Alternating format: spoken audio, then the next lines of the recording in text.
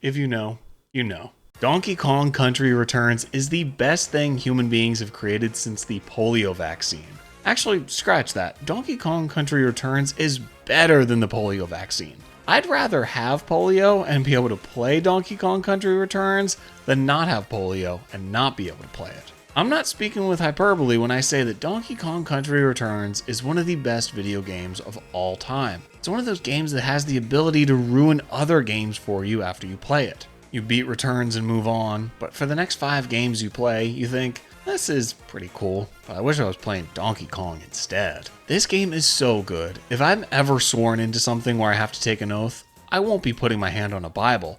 I'll be putting it on a copy of Donkey Kong Country Returns. Returns is a game that's been released a few times in the past now. It originally came out for the Wii on November 21st, 2010. It was later ported to the 3DS in 2013, then to the Nvidia Shield TV in China in 2019 for some reason, then finally to the Nintendo Switch on January 16th, 2025. Fun fact, there's a tradition of every Donkey Kong Country game being later ported to a handheld system. The original 3 games were released on the Game Boy Advance, this one on the 3DS, and then Tropical Freeze with the Switch. Donkey Kong Country Returns HD is the version I'll be talking about today. Up until this release, there wasn't a truly definitive version of Returns out there. The original Wii release is okay, but it uses mandatory motion controls for your basic roll attack, which feels more wrong than watching the Mario movie alone in the theater. The 3DS version fixes that by letting you roll with the Y button like a normal person and adds more levels, but runs at 30 frames per second instead of 60 like on the Wii. And while it looks good for a 3DS game, it still looks like a 3DS game.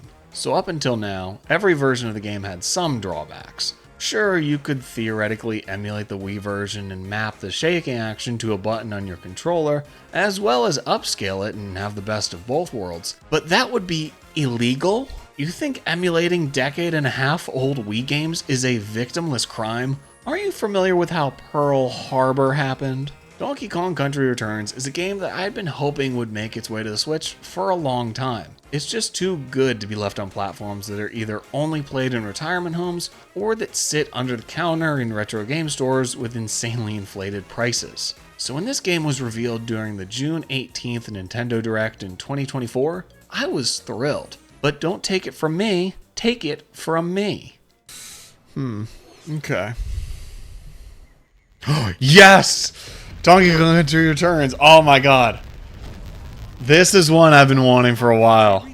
This game is so good. Oh, this game is so good.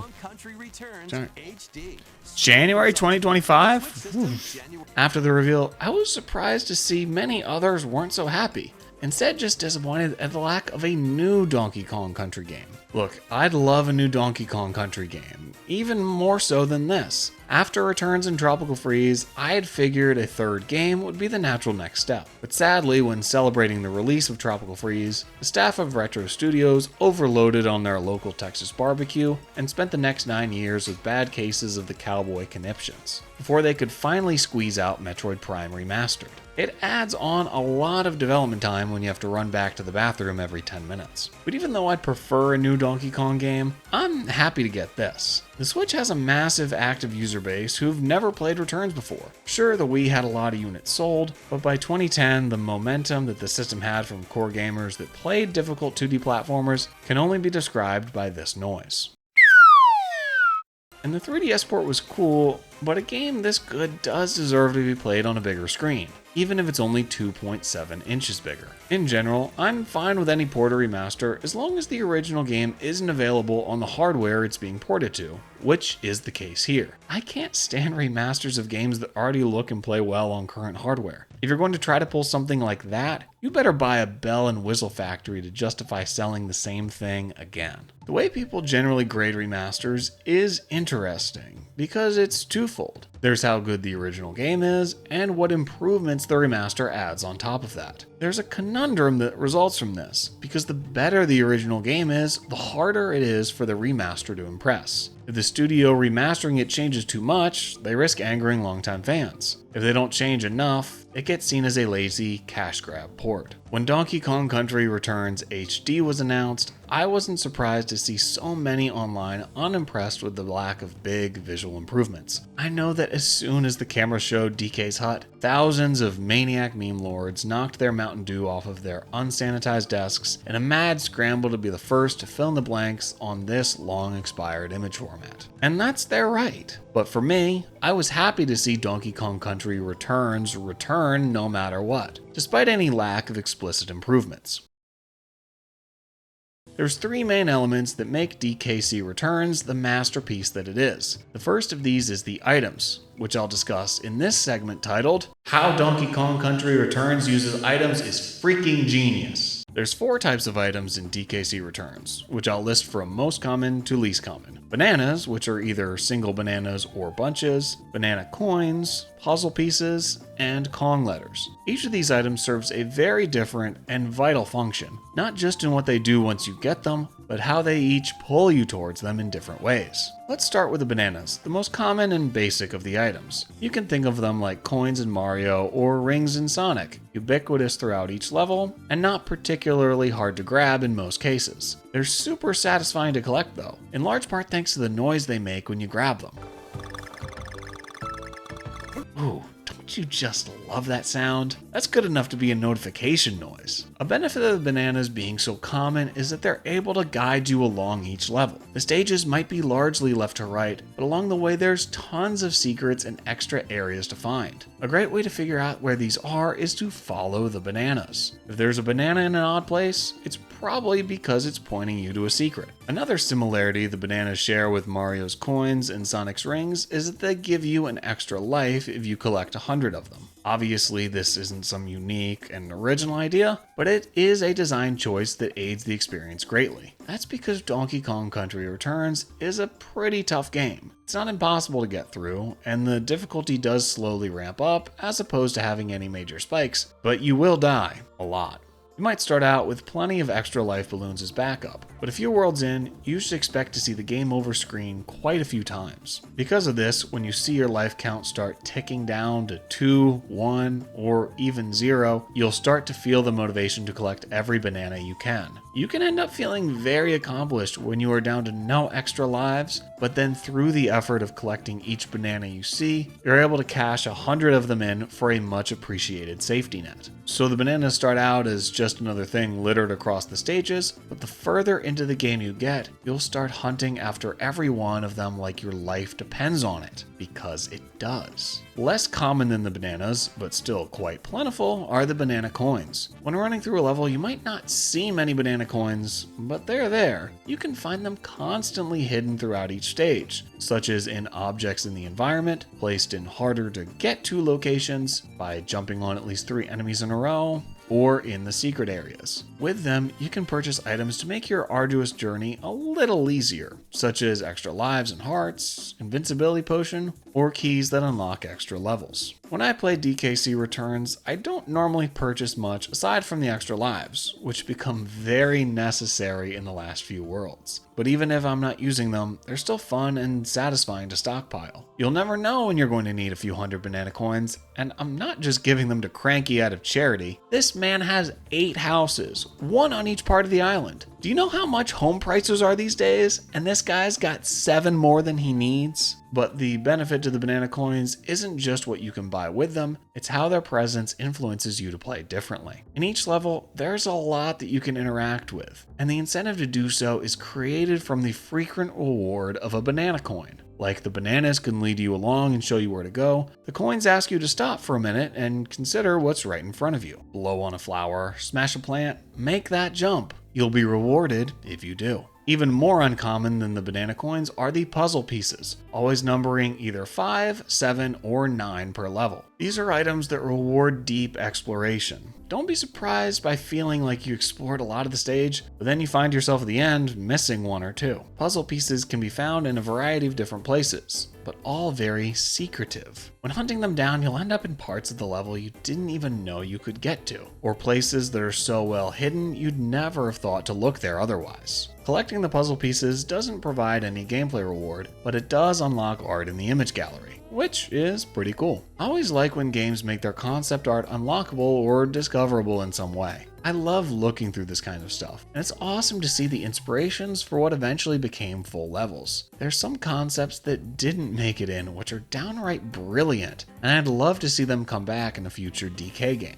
But even if looking through concept art for a 2D platformer from 2010 isn't your idea of a fun Saturday night, there is still an incentive to collect all the puzzle pieces. That's the fact that you can't not finish a puzzle. Sure, it might take a while, but who wants to be that person that solves half of a puzzle and then just throws all the pieces back in the box? It's the same thing with Donkey Kong Country Returns. With each puzzle piece you get, you'll be told of how many of the total in that stage you've collected. Once you get to the end, you'll get the final tally. And if you don't have them all, there's a strong push to go back and find the stragglers. I can't tell you how many times when playing this game, I've come to the end of the level, seen that I've got 5 of 7 puzzle pieces, and thought, I can't believe I missed those. I should keep going, but they probably can't be that hard to find. Should I go back? I don't need to go back. Oh, screw it, I'm going back. How deeply hidden the puzzle pieces are can have you scouring a level's every nook and cranny, when once you might have wanted to just push forward to the end of a level, you'll now be motivated to more carefully investigate your environment. The question, could there be a puzzle piece over there, will be one you constantly ask yourself, and the answer is always fun to discover. At first, I had thought that it would be better if the puzzle pieces were specifically numbered as you got them, so you'd know right there and then if you had missed any, rather than not finding out until the end of the level. But then I realized that not knowing while you're playing if you've missed any pieces or not adds to the mystery surrounding them. Their job is to make you explore as much as possible, and part of the way they accomplish this is by not telling you if you've already passed any over. The final item, and the rarest of the bunch, is the famous Kong letters. Anyone who's played the original games will recognize these babies, but their role in Returns is different. They no longer have the potential to be hidden in secret areas. Instead, every K, O, N, and G are placed in obvious but hard to get to areas of each stage. Rather than being exploration challenges like the puzzle pieces, these are agility challenges, and tough ones at that. To collect a lot of these Kong letters, you'll have to be a real acrobat on the controller, stringing together a series of rolls and jumps that will result in death at even the tiniest mistake. They're not easy to get, especially in the later stages, but when you succeed, there's no better feeling. Another element of the Kong letters is that they serve as an indication of how far through a level you are, since they're always in order. When you're making your way through a really tough stage, seeing that G floating in the air is like seeing the light at the end of the tunnel, the beginning of the end, in a good way. The letters are even tougher to collect than all the puzzle pieces, and not just because of the challenge of getting them. When you die after collecting a Kong letter, you have to get it again on your next life. But with the puzzle pieces, they're already gone. I'm not sure why the developers chose to have different rules for different items, but I'd guess it's because exploring around is the kind of thing you can only solve once. After you know where the piece is, there's no difficulty. With the agility challenge the letters provide, it might be easier to get them the second time around, but the challenge is still there. So all 4 of these items come together harmoniously to influence your way of playing. The bananas to guide you along, the coins to make you interact with your environment, puzzle pieces to encourage you to explore, and the Kong letters to test your skill. Donkey Kong Country Returns might look like a linear game, but thanks to these items, it's anything but. Throughout each level, you'll be pulled away like a magnet from your main objective, and to each of these very enticing items. They create a vastly more flavorful experience than just pushing forward to get to the end. They each have their own purpose within the level, and you'll want to collect all of them for different reasons. How Donkey Kong Country Returns uses items is freaking genius. There's one type of item that I haven't discussed yet, the DK barrel. That's because throwing it gives you Diddy Kong, who is the second main element of how Returns is as great as it is. I'll discuss this in this next segment titled, Diddy Kong Should Be in Every Video Game. Seriously, try to name a game that wouldn't be better if it had Diddy Kong in it. Elden Ring, better with Diddy Kong. American Truck Simulator, better with Diddy Kong. Dead or Alive Extreme Beach Volleyball, better with Diddy Kong. Super Mario Odyssey even kind of had Diddy Kong, and it was all the better for it. Aside from Rambi, who only appears in a handful of levels, Diddy Kong is the only consistent power-up you'll get throughout the game. Although calling Diddy a power-up feels a bit wrong, doesn't it? It's like calling Yoshi a power-up. Yeah, that's technically correct, but he's really a friend. Whether you're on the power-up or friendship side of the spectrum with Diddy Kong, having him or not having him has a massive influence on the gameplay. The most basic of Diddy's functions is that he increases your health. Donkey Kong has 2 hearts by default, and Diddy doubles this to 4. In addition to providing some much needed leeway for extra hits, Diddy also acts as a visual health bar. It's similar to the 2D Mario games, where you don't need any indicator on top of the screen telling you how many hits you have left. You can just tell by how big Mario is. When you have Diddy, even though you may have a different number of hearts left, you know that you'll have at least 1 extra without needing to move your attention to the top left corner of the screen. What's cool is that this function is actually the reason Diddy Kong was created in the first place. In a 2010 interview with the original Donkey Kong Country lead designer Greg Mayles, he said that Diddy was added as a way to indicate to the player that they can take an extra hit without cluttering the screen with a second health bar. Can you believe it? Game designers trying to reduce visual clutter? We really could not be further from 90s design philosophy. But Diddy doesn't just provide you with extra health, he also gives you an extra ability. This trusty jetpack, you're able to hover for a second in the air. Now that's a welcome addition for sure, but it has far deeper gameplay implications than you may expect. You might compare Diddy Kong to something like the Tanuki suit from Super Mario Bros., which also lets you hover in the air. However, Diddy gives much more of an advantage than the Tanuki suit does, because of how Donkey Kong Country Returns is set up. Even without any extra power-ups, Donkey Kong does still have one basic attack: the roll. It functions the same as it did back in the SNES games. Press the button while moving to do a quick forward roll, slamming through any enemies in your path. What makes the roll more interesting than the basic attacks of many other games is that there's an element of risk to it. The roll advances you quite far and quickly, with no way to cancel out of it. DKC Returns is a game where solid ground is always desired, but rarely there, like discounts on Nintendo games. That means if you want to roll, you have to do it with very careful consideration of where it will take you. And oftentimes, you'll have to roll and jump in order to cross large gaps or to keep your speed up. When you make this leap, you have to have full commitment to it because there's no way to stop it. No way to stop it unless you have Diddy Kong.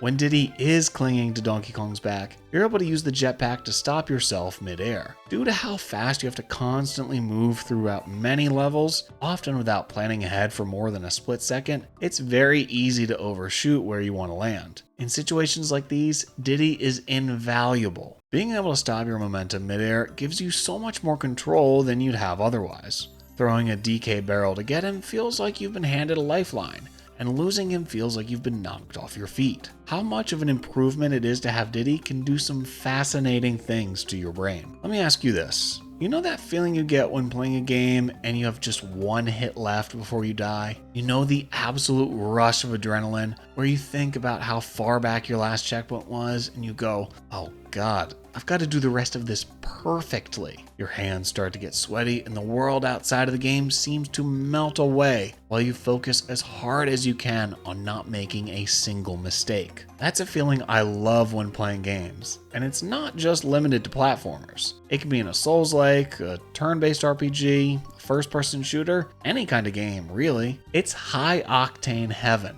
The kind of raw thrill that's what I play video games for. Whether I end up succeeding or not, the excitement is still there. A feeling that no other medium can quite deliver in the way that games can. When you're down to 1 heart in Donkey Kong Country Returns, you'll certainly have this feeling. It's a more challenging game than most, and the checkpoints can feel more few and far between than Elder Scrolls games. But with the addition of Diddy, the designers of Returns have done something completely genius. They're able to give you this feeling twice. Diddy's jetpack ability is so helpful, so useful, so invaluable that you really don't want to lose him. So that high pressure feeling you get when you have 1 heart left is repeated when you have 3 hearts left, the third being the last of Diddy's. The stakes are palpably raised when you lose your 4th heart, and you know you'll still be alive if you take 1 more hit, but you'll be severely handicapped. And extra DK barrels are rare in Returns. If you lose Diddy at one point in a stage, you likely won't be getting him back at all. It's incredible how the game is able to feel so different depending on how many hearts you have left. When you have all 4,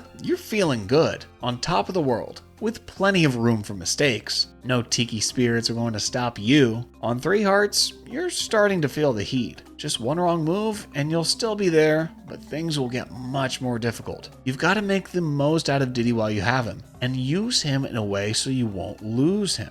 At 2 arts, you have to start planning out your jumps more carefully. Just one slip up and you're tapping into your increasingly precious balloon stock. The need for a DK barrel is ever present, but your wish is seldom granted. With 1 heart left, things can't get any more intense. You have just one goal now: get to the end. Or to a checkpoint, at least. Where was the last one of those anyway? There's gotta be one coming up soon, right? Jesus, I don't want to have to go through all of this over again. Something magical about all of this is that the game allows the player to change the rhythm of the gameplay themselves. Because one other amazing thing about the items that I didn't mention before is that you also have the ability to ignore them. None of them are needed to beat the game. Even the Kong letters are only needed if you want to attempt a 100% run. But to just get through the main levels and see the end credits, you can go through without picking up a single one if that's what suits you. They're like side quests in an RPG, often worth doing, but not necessary. That's why,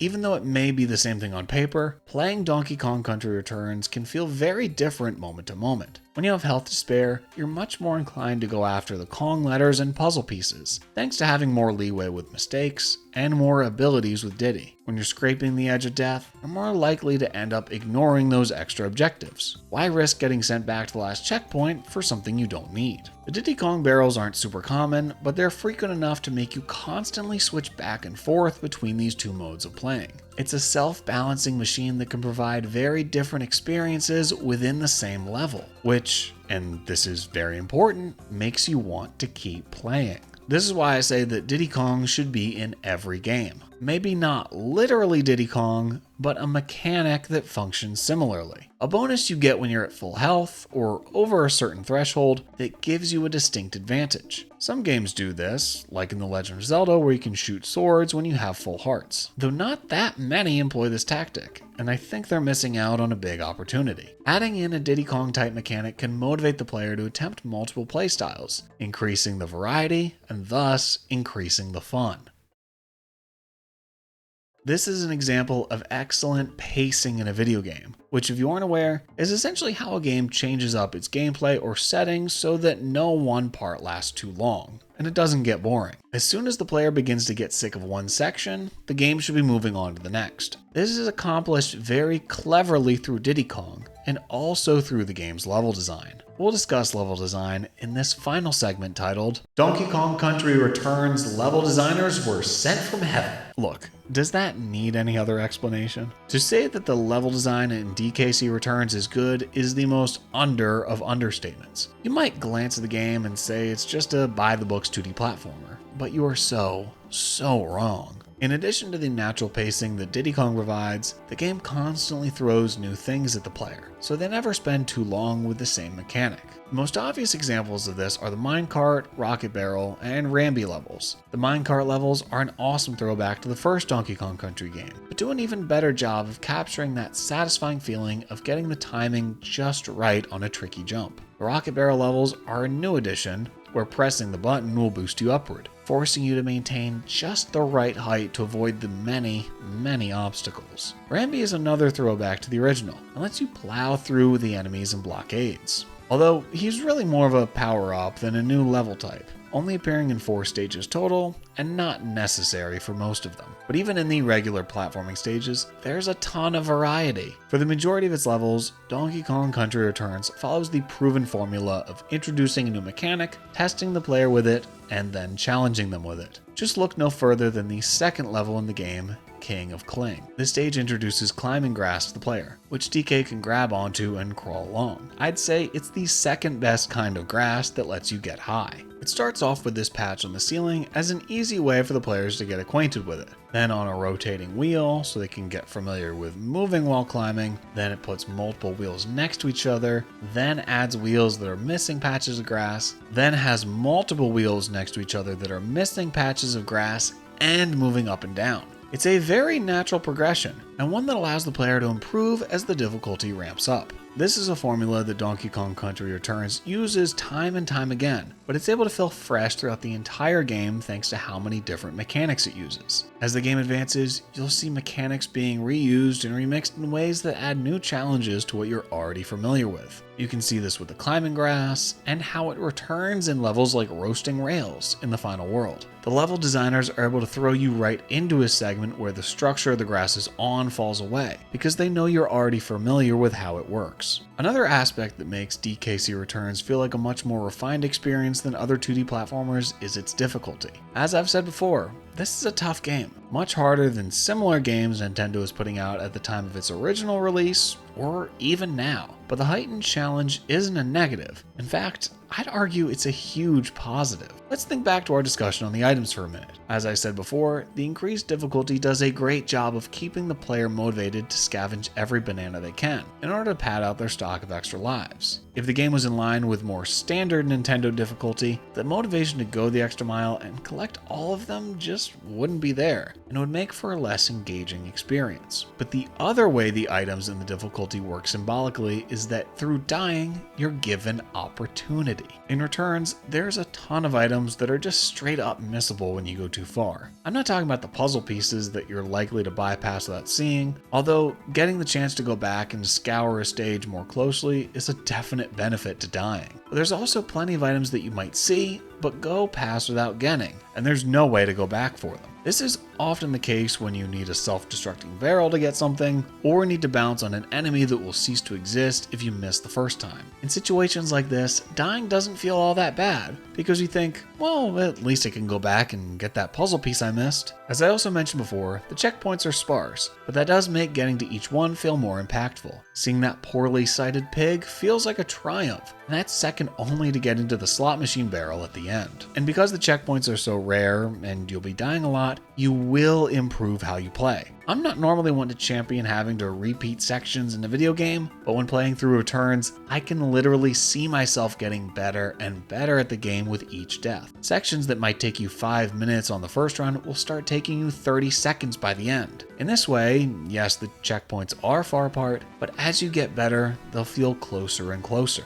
Donkey Kong Country Returns is also host to some unbelievably creative stages, and I'd like to call special attention to a few. First of all, I have to mention the silhouette levels, those being Sunset Shore, Foggy Fumes, and Smoky Peak. These levels have such a beautifully creative look to them, in such a distinct way from all the others. I really wouldn't mind an entire game done in this art style. My favorite of the three is probably Foggy Fumes. The aesthetic makes perfect sense for a smoke-filled factory, and I love all the little Easter eggs you can spot in the back, like the original Donkey Kong game and Mr. Game & Watch. Tidal Terror is another one, where you have to scramble to hide behind rocks to protect yourself from a smattering of tsunamis. Mass Blast is super cool, where you can spy a pirate ship in the distance, slowly get closer to it, and then eventually board it. Also in this world is the stage Itty Bitty Biters, which focuses around these enemies called Toothberries, who might be the first enemy in a Donkey Kong game that's legitimately creepy. There's 2 minecart levels that stick out to me, Bombs Away in World 4 and Prehistoric Path in World 6. In both of them you have to contend with a railway constantly falling away, in the first from bombs, and in the second from everything sinking into tar. And then the levels hit you with their peaks when you have to ride on the rolling rail in Bombs Away, and in Prehistoric Path, you end up on top of and then inside a giant dinosaur egg. And then all of World 7 is brilliant, where you have to find buttons in 3 separate levels in order to activate the rocket so you can get to the boss. There's so many more great levels I could talk about, but honestly, you're best off experiencing them for yourself. DKC Returns is one of those games where there's no bad levels. No sections where you go, I'd like to replay it, but I don't want to have to go through that part again. It's incredibly consistent throughout. Some levels might be more challenging than others, which may lead to a bit of frustration, but there's nothing so egregiously difficult it sticks out. Even though it's a hard game, the difficulty curve is very smooth, and it slowly gets more challenging as you get better at it. So if you can't tell, I absolutely love this game. And although I've never come up with a definitive list, it's one of my favorite games of all time. There's not much else I can put over it in terms of the pure enjoyment I get from playing it. It's so hard to put down once I get my hands on it. The controls are so intuitive, the level design is so creative, and the challenge is so gratifying that I can't help but play it over and over again. And lucky for me, it's got a whole sequel which is just as good. Even though this is the third time the game has been released, I'm happy it's getting another shot in the limelight. It's one of those games that's simply timeless. It was great in 2010 on the Wii, it was great in 2013 on the 3DS, and now it's great in 2025 on the Switch. Sometime in 2037 or so, it'll be ported to whatever dark matter powered console Nintendo has out then, and it'll still be great. Re-releasing it gives more people access to it, and with how perfect it is, the more people can play it, the better. Because it's not one of the greatest 2D platformers of all time. It's not one of the greatest Wii games of all time. It's not one of the greatest Nintendo games of all time. It's one of the greatest games of all time.